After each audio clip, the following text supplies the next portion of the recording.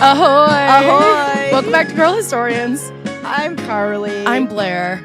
And this is the comedy podcast where we talk about history and our girls. Which is really beautiful. Yep. It's our second take of the intro because I fucked it up the first time. Here's what you've missed.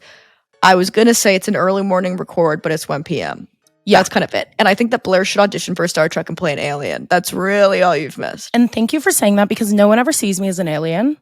I really think you could be a good... Because I think the problem, and you see this a lot with like the modern casting of Star Trek, is they want a woman who is 6 feet tall, very, very thin. That's how they kind of see aliens. Yeah.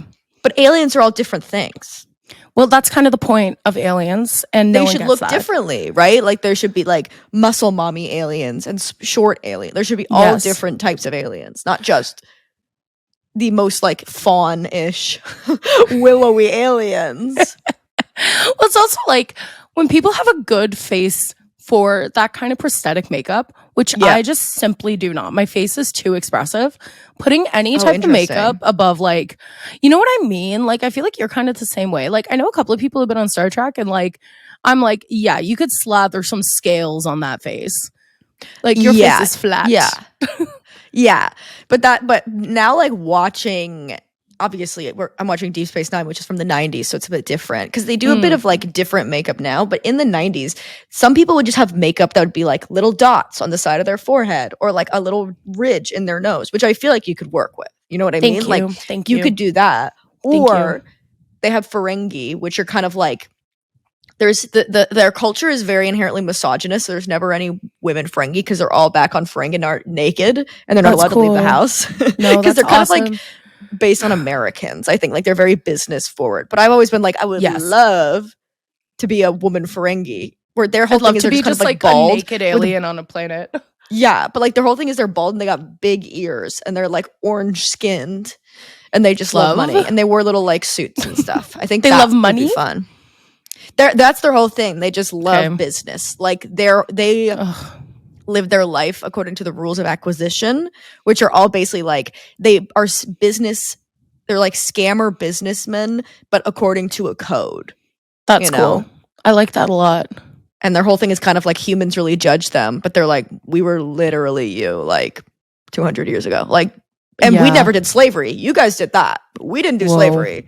So you're them humans being uncomfortable with them is actually humans being uncomfortable with their own dark past. Well, because isn't that the point of like alien shows where it's like it's supposed to be like an easy way to reflect upon human nature and our history? Yes, different aspects of human nature. I think that's when it's the most effective. I think sometimes they'll bring an alien in to be like, isn't this a cool concept? And then that just kind of sucks. Yeah. No one cares. Like they have the basis of Deep Space Nine. I'm only on season 4, so I don't know where it goes by season 7. But it's like this basically like an en route. Like it's a station that's basically like a like military station by a wormhole, right? But the planet that it's by was basically just like holocausted. Like they were occupied for hundreds of years by a different alien race. And like had concentrate like the show is like I think for kids, and they're like, by the way, here's an episode just about the concentration camps, like whatever. Yeah, just so you know that it happened. And then it's kind of about like one of the major on the station. She was like a Bajoran who was like the oppressed people, and it's a really like all really amazing acting performances all around of like this. I love her character so much because she's just like she was like a little terrorist in the terrorist cell, but then they won, and now she's like learning to kind of be like a girl's girl and just chat about like regular shit. But it's just really interesting because like, again, that's about, they bring back like members of that race that was like the oppressive, basically Hitler race. And it's like, it's really interesting watching it now, obviously, like when Israel and Palestine is so in the like zeitgeist of it all, of just being like, we really cannot get our shit together as humans. Like we really can't stop oppressing one another. Yeah. Period. But it's a great show. You should watch it. It's amazing acting performances. Like, it's so funny to me when people clock in to act as like a fucking Ferengi. Like, you get like your big prosthetic ears on and your fake nose and your bald cap. And then you're like, better put in a shift. Better give the most heartbreaking performance. That reminds me a lot. Like, anytime we talk about Star Trek, I'm like, this is very similar to my feelings about Doctor Who. Yes. So I do feel like I could really like it. Two sides of the same coin, I feel. Yeah. I think, like, yeah, because Doctor Who would do the same thing. And I remember, like, there were just, like, so many randomly heartbreaking episodes that kind of come out of nowhere. Like, I remember one where, like, the similar thing. Yeah, like, there's this whole civilization in one of the episodes. It's one of the Amy Pond episodes. So like the 11th Doctor, Matt Smith. And I think it's like England has left Earth and they're on like all of England is on a spaceship. And the spaceship is like a giant whale. And then like she realizes that the whale is being tortured to keep the country running, like in this like whale spaceship. And I'm like, it was heartbreaking. And it's like, oh my God, like this is that's real, such an on the nose metaphor. Yeah, but there is a real thing I've learned. That's like my next kind of hill I'm climbing as a writer is like you really should just say it in the most simple way. Like I think especially now I was watching because we talked this weekend about Adela from Pop Star Academy, and I listened to an interview with her talking about her new music, and she said something that I do think I really identify with. I think is true is like you have to be so clear and concise with what you're saying these days because like people's attention is so fractured that they're not going to understand unless you're like, this is my message very clearly. I'm not fucking around with it. So there is something to be said about just like a base level metaphor. You get it? Hey, you get it? You know what I'm trying to say? It doesn't mean it's not effective. You know? I also think like I do think we went through a period where like we were really obviously like I think that people should expand their attention spans a bit more, and I think that is a muscle that people need to work on. But like I also think that there was like a real kind of elitist mindset where like there was an onslaught of really like purposefully confusing media where it's like to understand this you have to kind of know what's going on. Yes, and it's agreed. like there's a lot of that. Yeah. Well, and I was thinking about this in terms of like because I saw the new Superman, which we should talk about when you've seen it. Are you seeing it tonight? We got tickets 8 p.m. I'm actually jealous. Watch this space. Okay, because after you've seen it, I don't want to talk about it too much because like I would really like to talk about it on the pod with you. Next up, maybe we'll clock in for a Superman up. But like history of Superman, Toronto King. Let's go. Is he really Toronto? Well, Joe Shuster, who designed Superman, lived in Toronto, and then I think he moved to the States, and then I'm butchering this, but he worked at the Toronto Star, so the newspaper that Superman works for used to be called the Daily Star, and it was based on the old Toronto Star building in Toronto. We should do this episode. This is very interesting. That's what I'm saying, girl. Okay, next episode, guys. History of Superman. Fuck the Kennedys. We're doing Superman. Well, I don't know. You could come back from the movie and hate it. But what I really liked about it was that like it was very on the nose of what it was saying without being condescending. And I think there, especially if people like, because we all know that like reading comprehension and media literacy is down. Right. Yes. So it's like maybe there's a value to that. I don't know. What were you saying? Oh, no, just that I think I don't really think like it didn't feel dumbed down. And I do think that like being in an era where it's sort of like, hey, just so you know, like we are talking about a topic and we're talking about it through art. And you don't have to have like a degree to decipher and understand this, which is why I'm also interested to see Eddington. Yes. Because I've been hearing really kind of like divided thoughts. The reviews are interesting. If you want to see it this week, I would see it with you this week. I'd be very down because I'm interested to see it because people are like, oh, it's centrist. And I'm like, oh, is this how? Are we maybe proving our point by calling it centrist? So I don't know, but I don't know. I haven't seen it. I've been very like keeping myself away from it. Me too.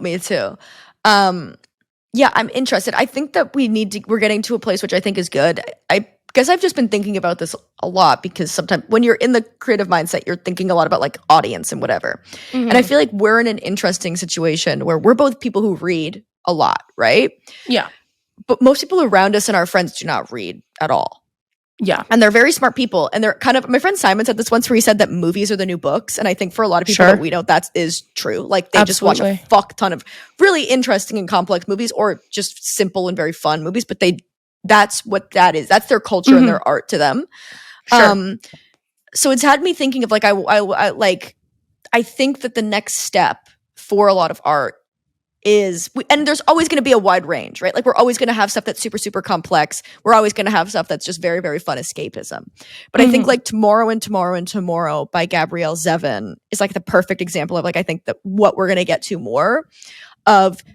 This is a book that discusses complex idea, or not complex, but hard ideas. And this idea of like, what is a creative soulmate? What does it mean to play and create with someone, right? Yeah. What is the theme of video games and play in our lives and our relationships? Those are like, that's not like simple, right? You have to explore that.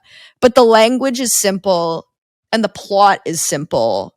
So you can follow what's going on. And then it's kind of like people need to understand what you're saying so they can understand what you're trying to say. Right? For sure. Absolutely. Like you have to be clear, and then you can be like, now let's talk about this theme I want to explore, because you understand the plot. Where it's like you can lose a lot of people if they're reading it and they're like, what the fuck is happening? Like, what is happening? Yeah, I find that with a lot of older books, and I think it's also because I always think about like how confusing. Oh my God, I watched The Duff last night. Oh, Designated Ugly Fat Friend. The Designated Ugly Fat Friend. I liked it more than I thought I would. Mae Whitman is fabulous in that movie. I saw it in theaters and I thought she was just fantastic. Obviously, there's stuff to be said about the fact that she's thin, but maybe that's the point. Like maybe is that the point that it's like you are only as ugly as you you're you know what I mean? As you're as you believe you are. Kind of thing. Yeah, because her whole thing was that like she didn't have confidence, she didn't believe she had value. And like the Designated Ugly Fat Friend, it's interesting because I see both sides of it. Like as someone who grew up fat and is still fat, I feel like people are really quick to kind of pull the trigger on like, you can't call someone fat who's not fat. It's like, but like you can and they do. Yes, I think you can and they do is really what it is of like, it doesn't matter necessarily what is true so much as what is said and taught to you. Yes, right? And how we fill that word with meaning and negative connotations, and then we use it as like a weapon to be like, oh, you actually have such little worth that no matter what you look like, you are an ugly fat friend. I watched it with Ellie, who kept calling it dumb, ugly fat friend, which I was like, okay, so dumb was actually never dumb, ugly fat. She's like, she's not dumb. She's like, who's a dumb, ugly fat friend? I'm like, dumb is so scathing and really. Well, dumb is very much that thing that we were talking about. If it is such a simple word, but it really is evocative. Packs a punch. Like packs a punch. Whereas if somebody's like, you're weird, it's like, okay, what does that mean? But if somebody's like, you're dumb, you're like, okay, feelings hurt. Well, I was thinking about it in the time because like I saw movies like 2015, and I saw it in high school. Yeah, like I don't think of 2015 as being that long ago, but watching this, I was like, this was a long time ago. Where like because I think about this with old books where like sometimes I run into really like random like stupid roadblocks because they'll be like, we went into the awning room, and I'm like, well, what the fuck is an awning room? Like now I have no idea where they are or what they're doing. Yeah, exactly. And I felt the same with like the Duff, because at one point they were like, no one can go on Flickr anymore. And I was like, what the fuck? Like, I remember what Flickr is, but nobody's never remembering it. You know what I mean? And I don't know. When they mean that nobody can go on Flickr, I'm like, why? Why do you want to go on Flickr? Like, you're trying to source an image from a celebrity red carpet? Like, isn't that what Flickr was for? I feel like Flickr was like amateur photographers uploading their like good photography. Yes, it was. Oh, because she worked at the student paper. Is that why? Yeah, she worked at the student paper, but there were so many things where I was like, it is so funny. Also, the Duff, straight up same plot as Mean Girls, by the way. Yeah. Functionally exact same plot. In a way that was like almost impressive. Don't fix it. Yeah. I know. Well, and Mean Girls is beat by beat Save the Cat. Like, if you are reading Save the Cat and you're like, oh, I want to see how that, which is like a screenwriting book. It's like a book that basically kind of maths the outline of if you want to write a movie, right? Like, it is useful. And I know you know that, but it is useful for the crowd. He's never he hasn't sold, like, it's hard with stuff like that because you're always like, these people aren't famous screenwriters, so I don't. He's also it's hard. Dead. May he rest. May he rest down. I don't know. I don't know his life. But it basically goes through like beat by beat where it's like opening image, thesis, and it tells you like how many pages it should basically be in, all these things. I think it's really good when you're trying to learn the outline of a thing. But Tina Fey has said, like, you know, I was on SNL and they were like, oh, write a teen movie, right? Like, and it was kind of that thing that is coming back now where it's like, based on existing IP, even if the IP isn't popular. Like if you are trying to sell a pilot and you just buy the IP of like an unknown book, even if it's like nonfiction, because Mean Girls is based off of Mean Girls and Mean Bees or something Queen like Bees that. and Wannabes. Something like that, right? Mm-hmm. It was like a self-help book for parents to help their girls. Yeah, exactly. Their teenage daughters navigate high school, basically. Yeah. But it's like, that's the IP or whatever. So she bought that and then decided to write that. And then just like, it's beat for beat, Save the Cat, which is kind of amazing. And that's why it sings. Like, there's no wasted time in that original movie. You're just flying. And Tina Fey's joke per line, like joke line ratio is nuts. Like, it's a joke every 30 seconds. Impressive. She's also, to me, like the perfect kind of like, when I think of like Taurus stereotypes, I'm like, is she a Taurus? She's a Taurus. Yeah. And I'm like, Tina Fey to me is like the ultimate kind of like sarcastic, funny Taurus woman in a way that like when people are like, what's this Taurus stereotype that you identify with? I'm like, it's how Tina Fey works and acts. Yes. Where it's like she's very efficient. She's very like stubborn, puts her foot in her mouth a lot, but just like absolutely cuts down with her comedy. You know what I mean? Definitely. And she is like the thing, and again, people could have issues with Tina Fey. Like, sure, I'm not going to defend a lot of the work. Like, there is a lot of like, it's that joke she made at the Mark Twain, when she won the Mark Twain Prize, of being like, I hope one day people think about my work like Mark Twain's work. They'll read it in 100 years and go, wow, that was actually pretty racist. Like, she's got problems, you know? But she's so funny. But she and Amy Poehler are both people that I think I obviously I feel like will feel a connection to them, because when you're growing up wanting to do comedy in like the 2000s and the 2010s, like those are your girls, right? Oh yeah.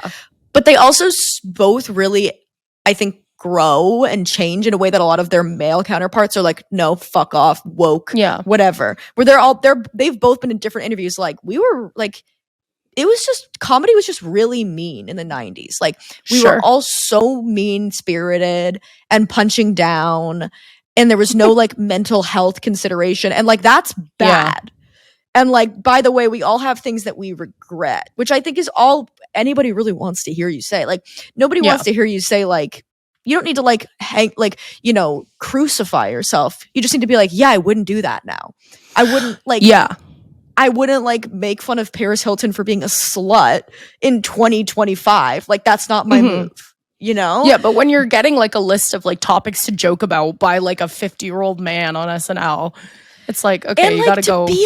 Be a woman in comedy in the 90s was genuinely hard. I get really tired of that narrative now. Like, I read that book, Romantic Comedy by Curtis Sittenfeld, where it's about like a woman, basically SNL writer, who then Chris Evans basically hosts the show, and then they kind of like fall in love, and the joke is like, it's Duff. She's like ugly comedy writer. It was about like how like Pete Davidson can date Ariana Grande, but why don't any like woman comedy writers date like hot guys or whatever? And to that I say, have you ever met a hot guy? Like, they don't want to date a hot guy. Like, but the thing that annoyed me was that the narrative is it's taking place in like right before the pandemic.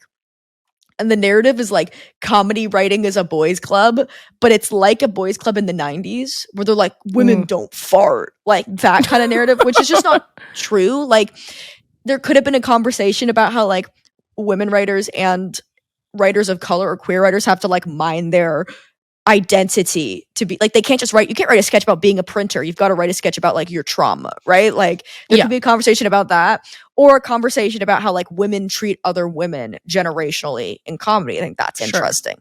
It could also be like the nice guys boys club of like, these guys are really nice, they don't realize what they're doing. But it was none of that. It was like, get me a coffee, toots. And I was like, well, that's not what's happening now. Like, I'm sorry. I also different. It's not good, but it's not that. you're making amazing points, but I do want to go back to say the sketches, you can't just be a printer, is very funny. But you know what I mean? Like, I'm starting out sheets of paper. Yeah. Well, you can, write a sketch being like, when printers don't want to print, I'm going to play a printer. Yeah. You can't like do that. Also has to face misogyny. That's what if printer isn't able to print because printer is burnt out from the emotional burden that the printer has to carry in her relationship? What if printer isn't able to print new little printers because of birth control and an infection from a condom? Fuck! Wait, write that down, Blair. Blair, that's really a good idea. That's really good. I actually might write that down. It's pretty funny. It's so hard to be I think the next time you and Brendan are working on a sketch show, I want to have one sketch that's like your classic kind of crazy voice, but then it does a hard turn into POV for like 1 second. It's like, and it's a crazy POV. It's your POV if you get an infection from a condom and now you cannot conceive children, and we're all like, whoa, okay, Jesus. I've actually talked about it dips out. I've actually talked about doing that before with Brendan, where it's like we should just have one really, really, really hard hitting scene, just like absolutely like straight up, and it's about like a deeply serious topic, and then we never address it again. Yeah. You Nanette for 3 minutes. Yeah, it's horrific, but very, very powerful. Yeah, and then the next scene is like the next someone's getting a blowjob when 9/11 happens. Exactly. It's like, oh my God, that's the funniest shit ever. And we're all like, we've got to like sit with this. That is a funny idea. But yeah, I do think that like it is still hard to be a woman in comedy, and people love to not act like that's a thing. And now lately I've been seeing it where I'm just like, okay, so at least for a while there, like we were making people use women for things. It seems fully just back to the point where I'm seeing just like all male lineups, all male comedy shows, like people getting hired on like totally just like men. And I'm like, oh God, did we like, I think we maybe skirted over this a bit. The way God intended. Well, that no comedy show thing on SNL. Sorry, go ahead. Yeah, well, that's so stupid. Like, I hate that. The no hot woman thing on. That's the whole thing where it's like they're like, there's no hot women on SNL, and it's like, face reveal. Like, first of all, face reveal. Well, it was a woman. It was like a TikToker, a girl on TikTok. She was like, "How come SNL's never hired a hot woman?" And people were stitching it, being like, "You are so close to the point. You are so close to the point. You were almost there." Which is that like. Many of the women on SNL are beyond conventionally attractive. I would say that every woman who gets on SNL has to be at least conventionally attractive enough to be on television, which is already that's like... the thing that people don't understand. It's like if you're on television, even if you have like a weird look, you are conventionally attractive. Because absolutely. You have to be at a level of looking good enough for someone to pay you to put your face on TV. And then on top of that, there are people who are more beautiful than that, who reach even higher beauty standards. And the reason you don't see any of them as hot is because a woman being funny devalues how attractive you find her. Of course. And like, they have to be good at their job, right? Like, you're not going to get on SNL if you're not funny. I know people will argue against that, but it is true. Like, you do have to be funny. A man being funny is hot, and a woman being funny devalues her hotness because they're like, she's gross. I got into the most, not like a real fight, but like a conversation with my friend who's a man, and he was pretty drunk. So maybe I was arguing against a brick wall, but I was like, like how when men are funny, it can make up for them not being as hot. So like if a guy is kind of like mid looking, but then they're funny, they like appear more attractive. It's the whole thing like, oh, I want my girlfriend to be so hot that people know I'm funny, Yeah. And then he was just like, I don't think that's true. I think women being funny is really hot.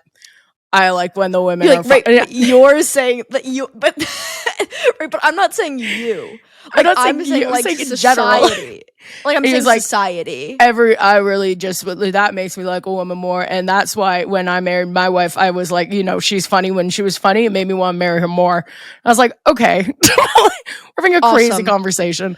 Well, I always think about there's a chapter in Amy Poehler's book where she talks about how she was having like it when she was doing like Second City stuff in Chicago, and she was seeing a guy, and he was in like, after they had like were sleeping together for a while, he was in the shower and she like opened his journal, and like the first, like, she was like, oh, I wonder if he said anything about me. And then there's like a journal entry that's just him being like, I'm so proud of myself for being with Amy because she's not as hot as the girls that I usually sleep with, but she's funny. So that's like basically like, I'm like being a good person, like was like the insinuation, which also needs to be talked about, of being like, a lot of people will like men will pat themselves on the back for like not being like a misogynist, but like then go back around, you're like, but you're being, what do you mean? And like, yes, your journal, that's where your most private thoughts lay, but it is like a wild look into psychology of just having somebody be like, because you're funny, like I'm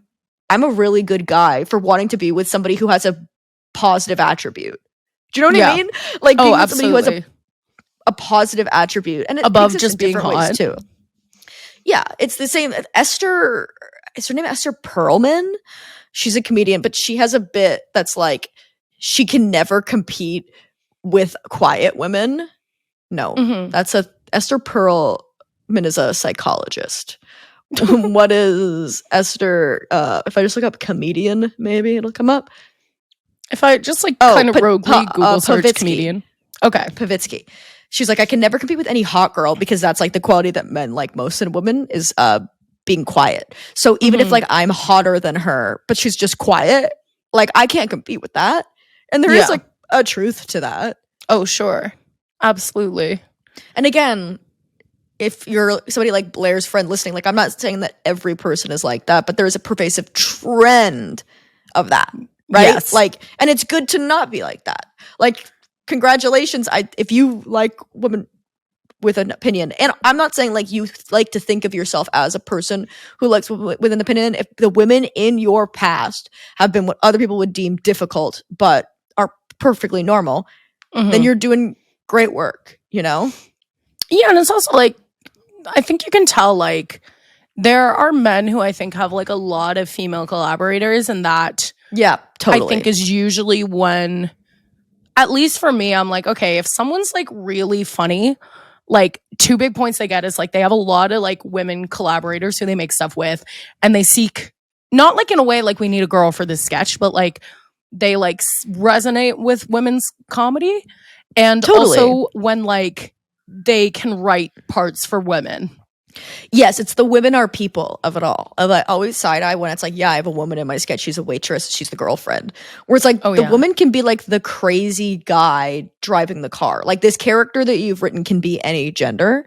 Yeah, and it extends to all different, like anything. Like you see people who can't write characters for gay comedians that are not like overtly gay. Like it can't just be like this character, if the sketch doesn't call for it. Like there's people who cannot see beyond identity, right? Yes. Like, so, and you see when that happens in the way that it does. So I agree. It's like, I always am able to like be like, okay, this person is good or not based on like, how many friends that they have that are women or women that they work with.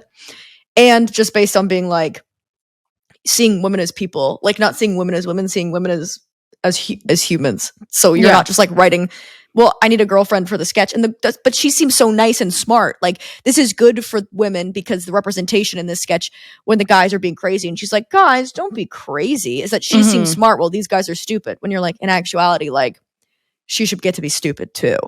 Yes, and that's that, and that's our thesis. Woo! Yeah, it is like an ongoing kind of like frustration, but such is life. Love it. We're, getting better every day. I do think that there is like a really impressive kind of onslaught of female-driven comedy right now, which is like, not to be so annoying, but I'm like, I do think it's getting better, but I do see kind of like the gender separation is more intense, especially right now with kind of like I always think it's like, it's such a shame that Shane Gillis got red-pilled so hard, or not even red-pilled, but just like pushed into like this really horrible fan demographic. Yeah. And I'm like, that's so upsetting. Well, definitely. I also always think I was saying the other day that I've got to stop reading if I'm on Instagram Reels and there's a woman doing comedy. I just can't read the comments anymore because like it will make me want to buy a gun and put it in my mouth. Like it's so depressing. Because every single comment, even if it's like if it's a good set and I think it's a funny joke, the comments will be like, "Women aren't funny. Don't talk about your pussy, whatever." And if it's bad, then it becomes a monolith for like, well, this is why women aren't funny. Yeah. And I just find it like I find narratives like that so depressing just because there's like no arguing with it, and it's not because I don't think these people it's not because I think these people believe that. I think it's because these people want to be mean and they want to be nasty online, which is harder to deal with than just somebody like having a different opinion than you. It's like, well, this is just like you being okay with being perceived as like a shithead online. Like you just want to be mean. I think Reels is also particularly bad, like worse than at least TikTok. I just like all of the content is rage farming. Like rage farming content gets pushed so hard. TikTok does it as well, but TikTok I think has more of like a fan culture to it. There's more of a fan culture for sure. It's like, and fans will be nicer. Yeah. Period. Yeah. Period. So I don't know. Reels, I don't know about Reels, guys. Horrifying. Especially when they get shared to Facebook. Oh, it's over. It's done. Like, you're so cooked. No.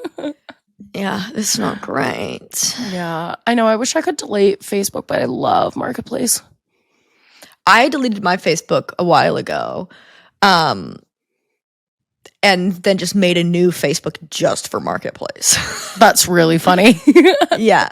Yeah. You're just faceless Marketplace. It is. It's like, do you have your real name or a fake name?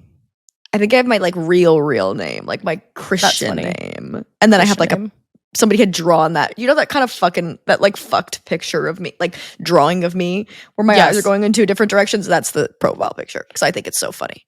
Oh yeah, of course. No, Facebook terrifies me. I've privated everything on my Facebook because also I have like 2,000 friends on there. And I'm like, who the fuck are these people? And then I went onto my profile the other day and Facebook has just like changed things on it where I have 2,000 followers. Oh, they're trying to be like Instagram now? Well, I'm just like, who the fuck? Are the followers what friends are? No, it's like men. That's terrifying. No, I'm like, that's okay, I hate this. Terrifying. But if I want to know what the person I knew vaguely in middle school is doing now, I have to have Facebook, Carly. I have to. Don't. But have you ever wanted to do that? Actually? Yeah. Okay. Yeah. Okay. I gotta find out. I gotta keep tabs. Great. No, it is horrifying though.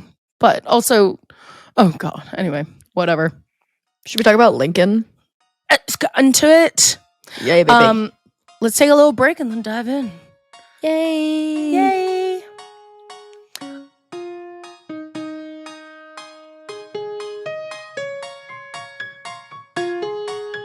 So today we're doing a little interlude Kennedy episode. So it's part of the season, but frankly, it's not as serious. Yeah. And we are talking about the coincidences between JFK and Abraham Lincoln, baby. Yup. Both assassinated kings. We love to see an assassinated man look out for another assassinated man, and that's the truth. Their invisible string, Taylor Swift coded. There's an invisible string tying Abraham Lincoln and JFK together. And you know what? I might even call that string like, the American presidency. Yes, they're just like Belly and Conrad from The Summer I Turned Pretty. Oh my god. They're invisible string coded. Invisible string, my string is clear. Whoa. Yeah, pretty good, right? Yeah. So Carly, have you heard of this thing? I have. I'm not super well versed in it. There's just certain ones that I know. I know that there's some coincidences within the actual assassinations. The one that comes to mind for me always is that Abraham was more on a first name basis. Abe. Me and Abe. He was assassinated by John Wilkes Booth, and then JFK was assassinated by Lee Harvey Oswald. 3 names. Yeah. Yeah, so this is it's interesting because here's the deal, and there's a lot of different versions of this kind of thing, and it's been added onto and taken away from. Like, I think that the full list is like over like 50 things, right? Okay. And we're not going to go through all the 50 things, obviously, or else we'll be here for hours. But I'll read it. I'll read one that I found. It's the one that looks the oldest. So, and then we're going to go and go and see what has to be said about this, okay? Okay, great. So, this was originally published pretty soon after JFK's assassination in a GOP newsletter, which is very funny. Great. And then Great. And then it kind of hit the news cycle as like titillating or whatever, probably not titillating, but like coincidences, like spooky coincidences between the presidencies kind of thing, and just spread and spread. Yeah. There was a guy, I have his name, actually. His name was Buddy Starcher. He wrote a song called History Repeats Itself, which recounted a bunch of the parallels between the two presidents. And it was a Billboard Top 100 hit, despite being just an awful song. It's one of those country songs where, like, the guy just kind of talks into the mic. Well, you see, both men were presidents, and they were both shot in the head. Nope. 49 on the Billboard Hot 100. 49? Or 39. Like, it was so high. Cats like Gabriella, like as we know, didn't even crack the top 100. Yeah, exactly. You're telling me that this song's doing better than Gabriella? I actually want to find it because Gabriella. I think it was last week in the episode we got flagged for playing a Russian dance song, even though we were playing a song from Chess the Musical. Oh, which was really interesting. So, yeah. If you're wondering why there's a chunk out of one of the episodes, that's why. Because I was like, I simply don't know how to fix this. The song you're flagging is not what we're playing. It's not what we're playing. And we are playing copyrighted music. So, okay. I'll find this later, or I'll link it or something. And there have been like full books written on the comparisons of the two presidents. So with that, I'll read you a couple of them, okay? Both Lincoln and Kennedy were concerned with civil rights. Lincoln. Whoa! I know. Holy shit! Lincoln was elected president in 1860. Kennedy in 1960. Okay. Both were slain on a Friday and in the presence of their wives. Are we saying slain? We're saying slain. Well, this is the oldest one, Carly. It's tea-stained. That's how you know it's old. That's how you know it's old, because it looks how you would make your school project look if you try to kind of make a Declaration of Independence. The way I would char the edges of my school projects to make them look old-timey and absolutely almost set fire to my house every single time. Every time. 8-year-old me with a torch going at it to just a piece of printer paper. Yep. After you've tea-stained it, of course. Yeah, like going,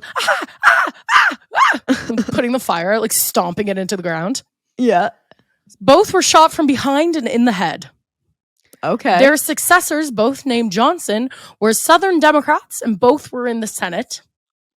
Andrew Johnson was born in 1808 and Lyndon Johnson was born in 1908. Johnson is interesting.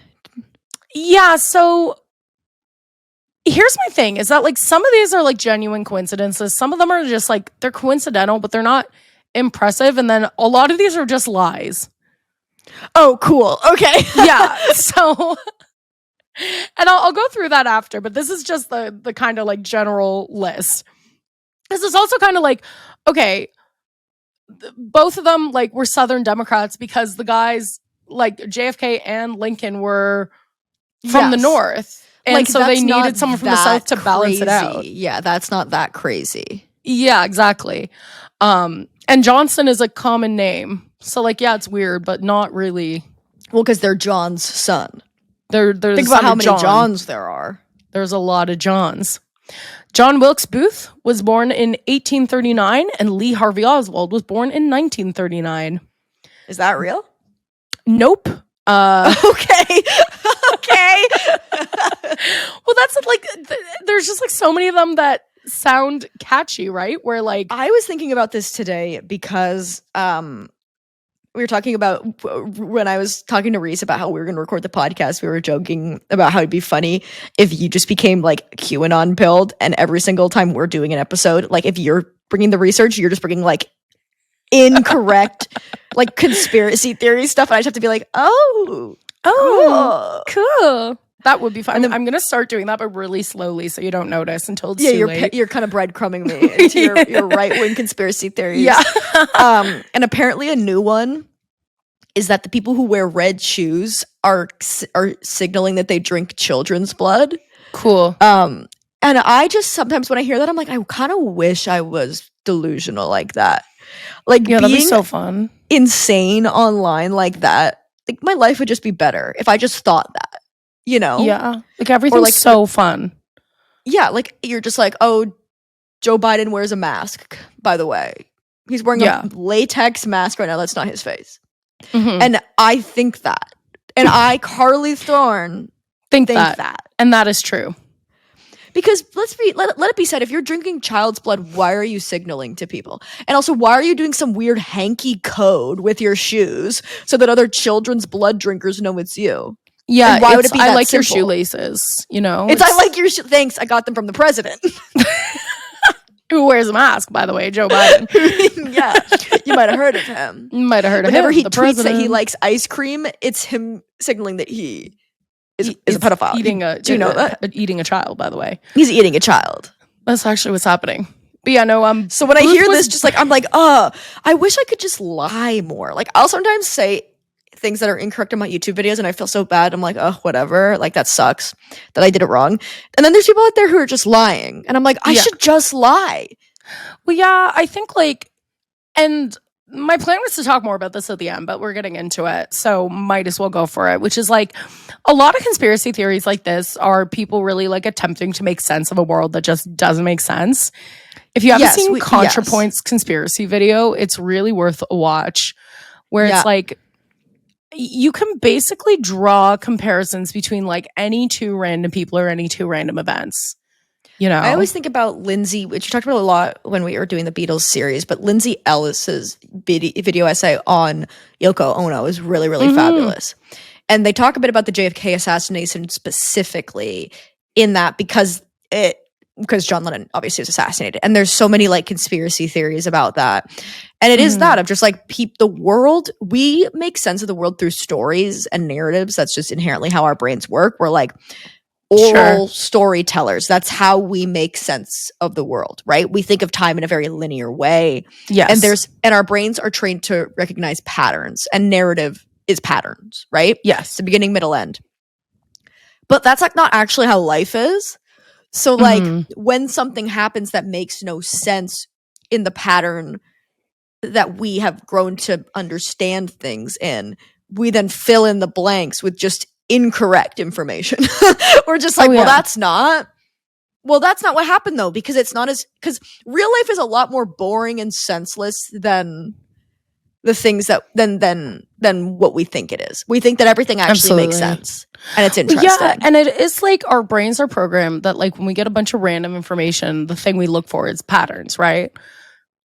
It's the same way that like everything in my life always happens to me in threes, right? Yeah. And like, do I think and it's just because you're counting in threes. Exactly. Like I'm counting in threes. I see a significant in the numbers 3 and 4.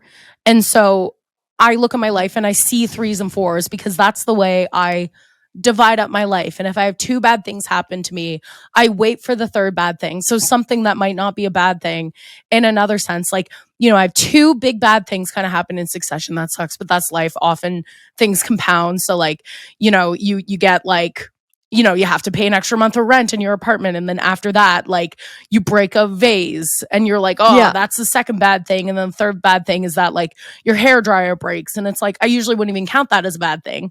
But you're looking I was for already your counting. 3rd. I was looking for the 3rd. Of course. You know? And I think that's a lot of what it is us trying to see patterns. And I do think that like, especially when it comes to JFK and Lincoln, they do occupy tumultuous times in history where things were really changing, and the assassinations were significant in the way that like people did not want them to die as they were rather beloved. And that is also when a assassination is more likely to occur. You know what I mean?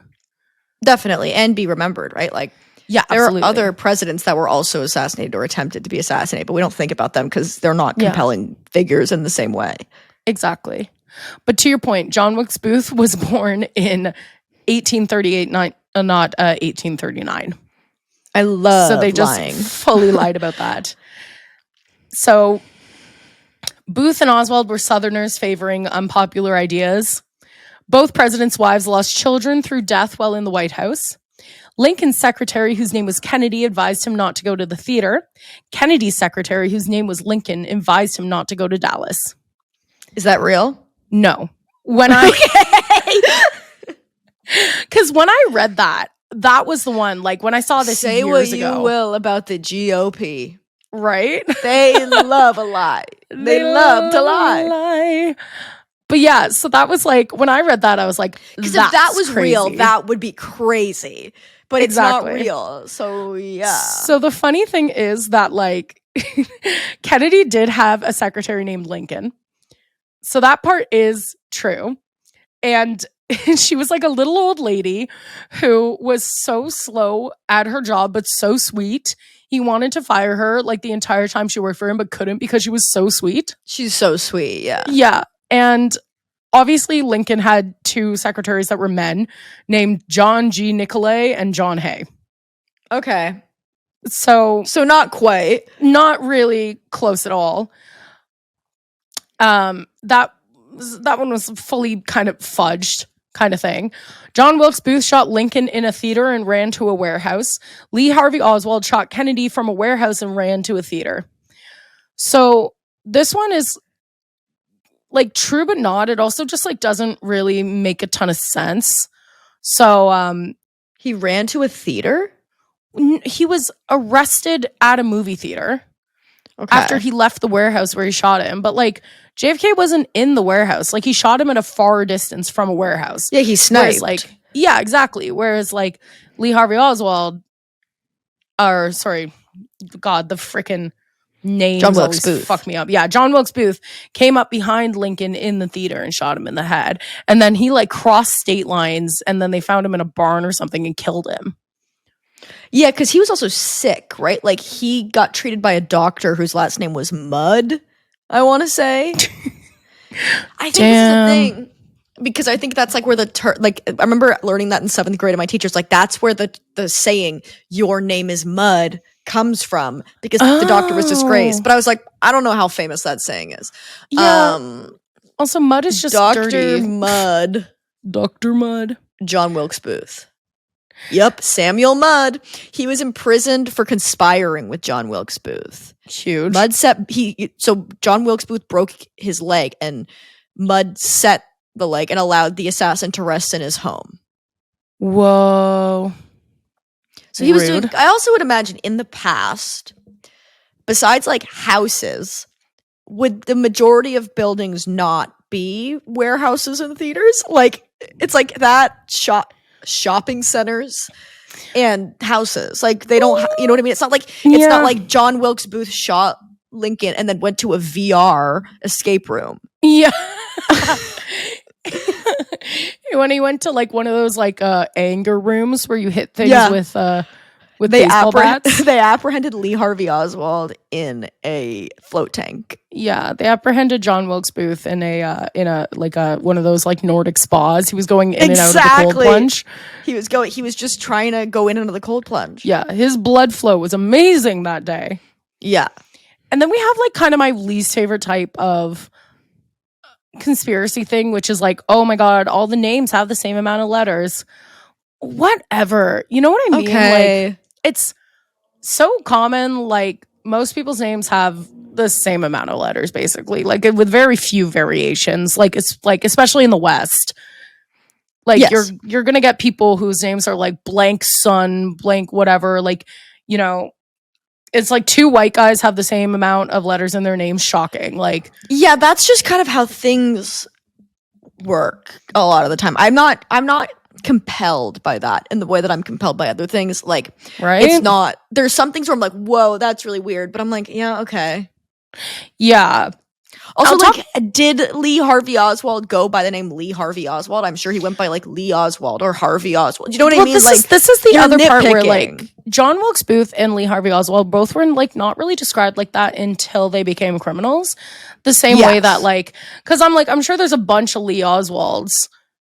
And they didn't want to be associated with that. So I was like, oh, Lee Harvey Oswald, like you're hard pressed to find another one. The same as like Mark David Chapman, right? Exactly. Like I'm sure he went by Mark. You do the full name so that it's very clear who we're talking about. Yes. So that other people aren't like, what the fuck?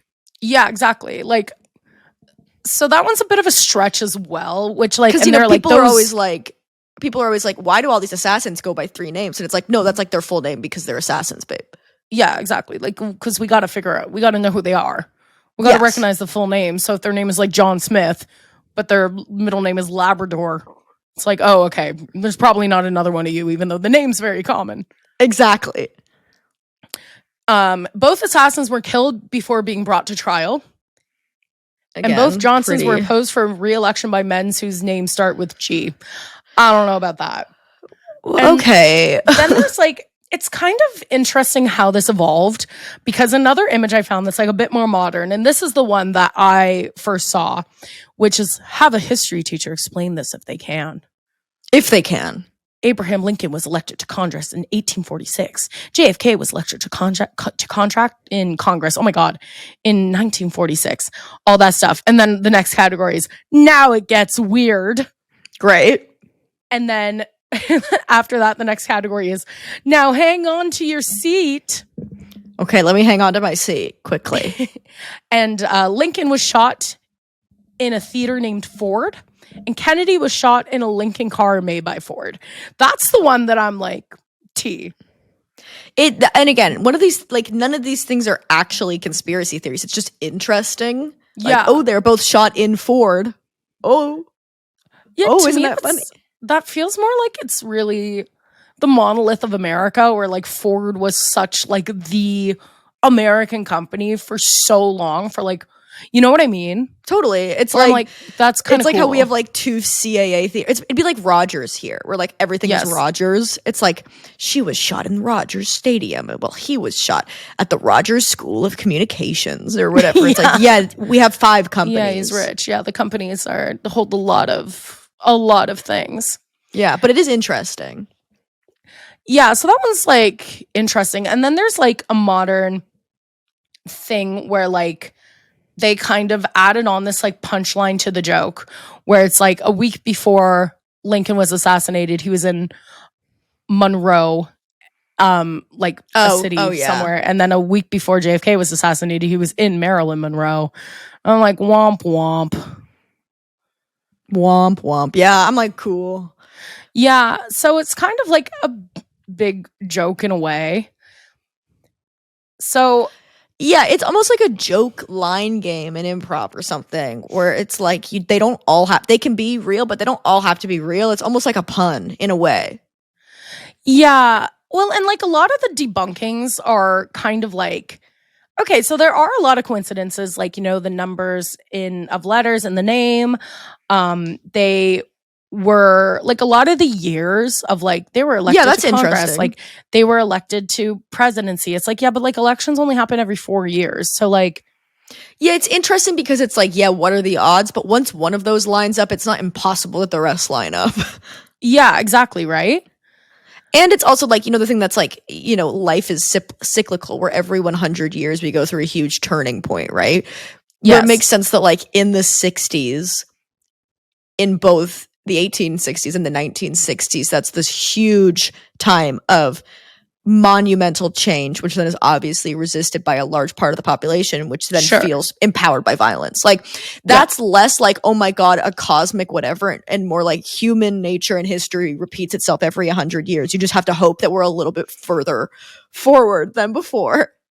Well, yeah, and like someone made this point about, you know, they were both concerned with civil rights. It's like, that's like saying 2 wartime presidents were concerned with war. You know what I mean? It's like that was what the times were. Yeah, like there's kind of like 5 things that presidents are known for, which is like civil rights, wars, economic downturns or upturns. I don't know what the other 2 are, but like, you know what I mean? I like don't know. Yeah, like it's not like it's, oh my God, like what a weird thing. Like a president. It's like, no, that's one of the main things. That's one of the main things they can do. Yeah, exactly. Like they don't, like what else are they going to do really?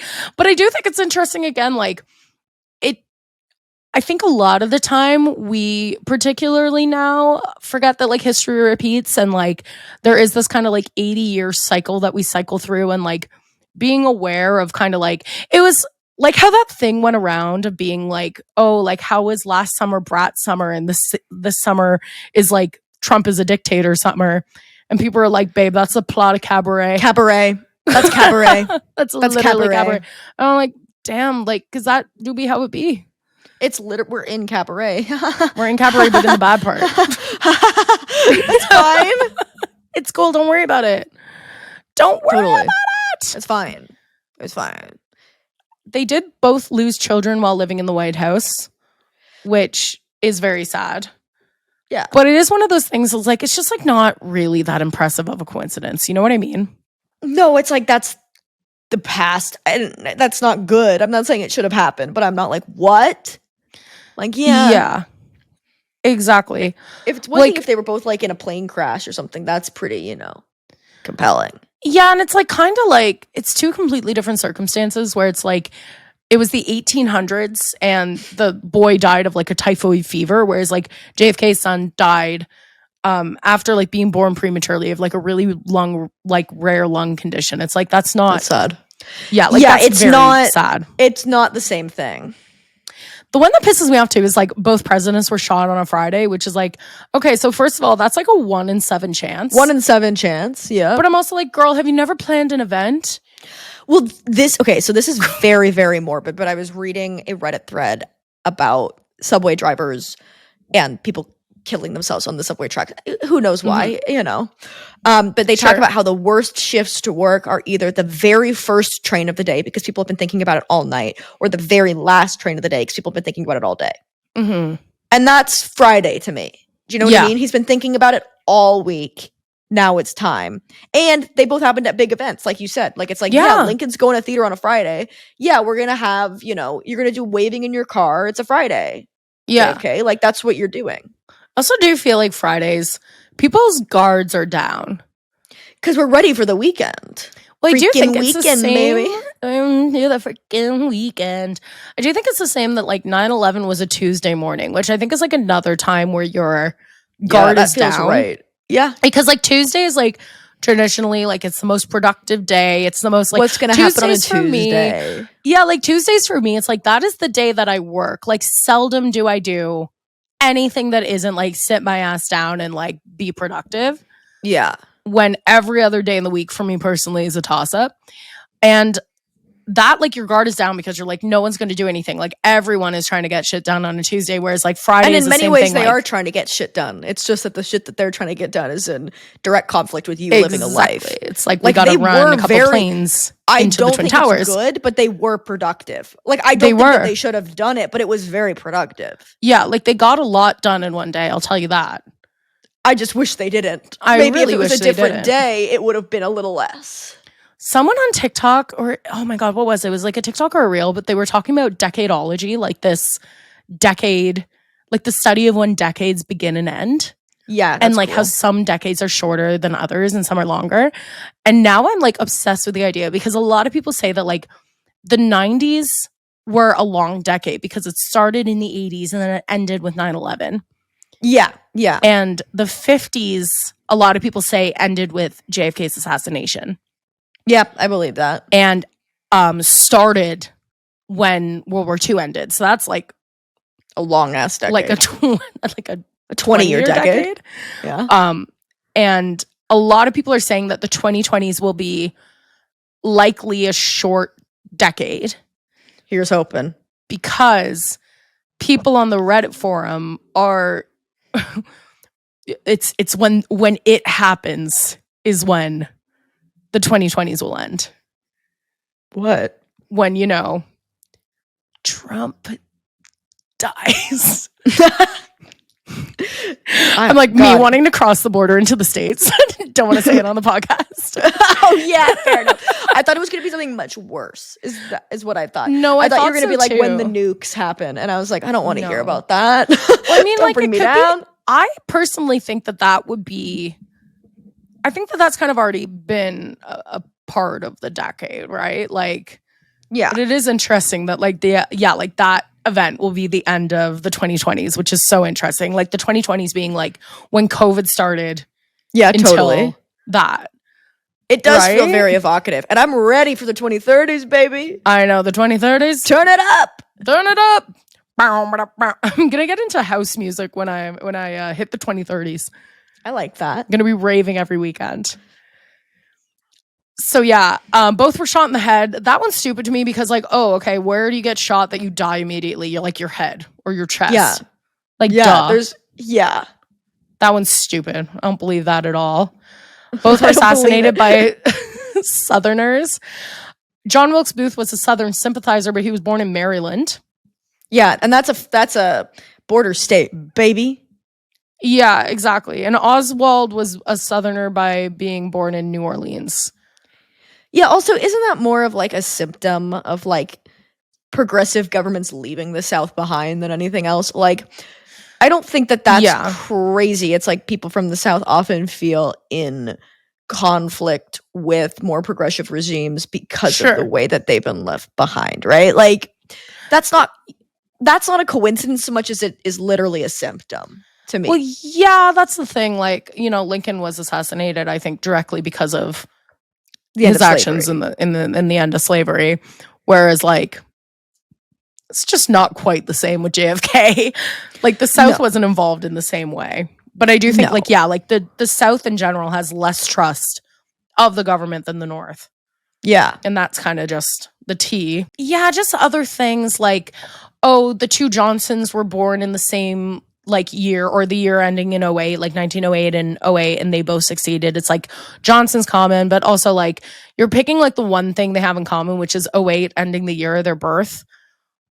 And not considering the fact that like, okay, if they were shot like 100 years apart, like there's like a small window when typically people are considered for presidency. So like if someone's going to be between like two ages, you know, like it's not totally also shocking. Like if somebody was like, oh, I was born in 1969 and I'm like, oh my God, I was born in 1999. Like they wouldn't be like, whoa. Yeah, I'd be like, okay. Cool. Feels like you're making it about you. Cool. Yeah, like being born 100 years apart, it's like, it's not too shocking. It's like, okay, so they ran for a presidency in like the 60s decade, which would make them in their 50s, which is like the age when people run for president. Like, yeah, like it's really only like a 1 in 10 chance of having the same year of birth. Like, it's not crazy. And then like, it's picking and choosing, right? Like there's a lot of differences as well. And cherry picking. And then also to me, I'm like, the whole like Marilyn Monroe joke at the end was like, okay, so this is a joke. Like this is so stupid. I also don't understand that joke because I'm like, is the punchline that he was having sex with a beautiful woman? Yeah, and that's fucked up of him to do. It's the kind of thing of like, you know, sometimes when like you're dealing with like a really, really shitty guy and they think just like invoking sexuality is in some way like a trump all card. Like just being like, oh, you're a woman, so you get fucked. Yeah. And it's like, okay, that's a really dark look into like your definition of sex to begin with then. If it's like inherently humiliating for a woman to be having sex. Yeah. Like what does that mean? So we'll stop it.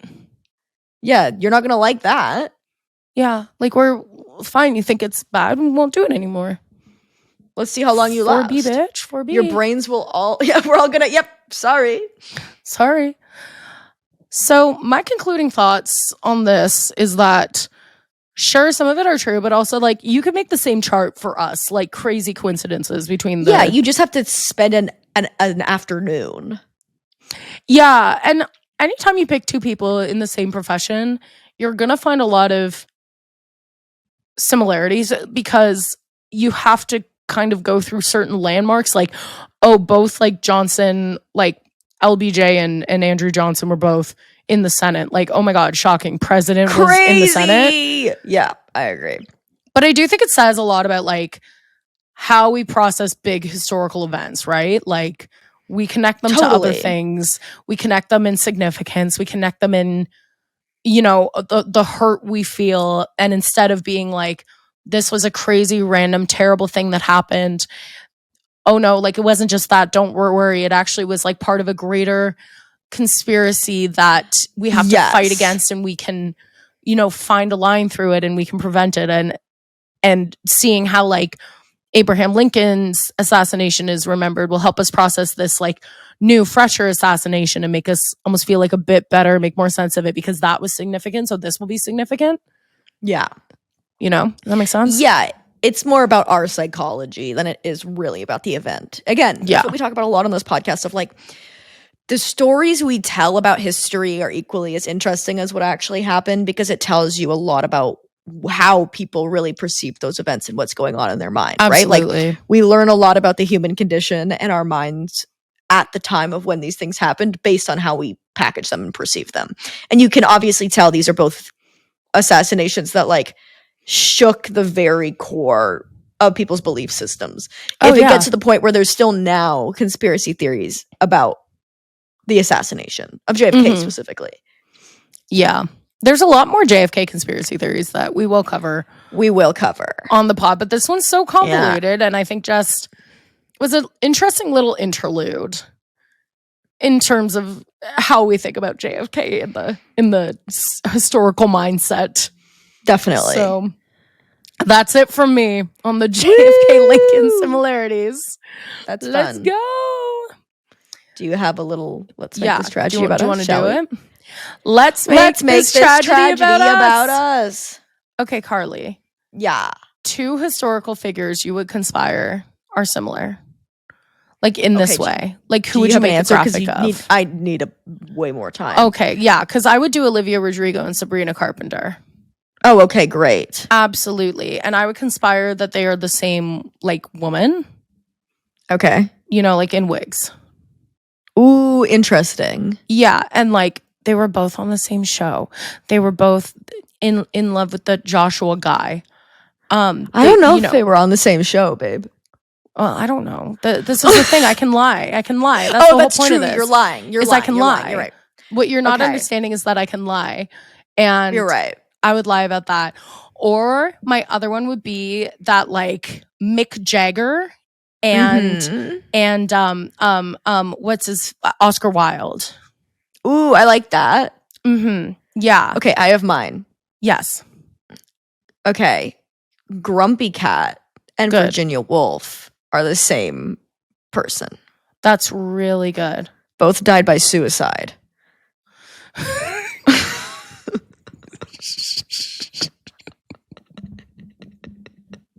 Shut up. Maybe. Grumpy Cat filled his pockets with rocks and walked into the lake. It's sad, but it's true. It's sad, but it's true. But he left behind a lot of good works. A legacy. Yeah. Perfect. So stupid. I'm mad now.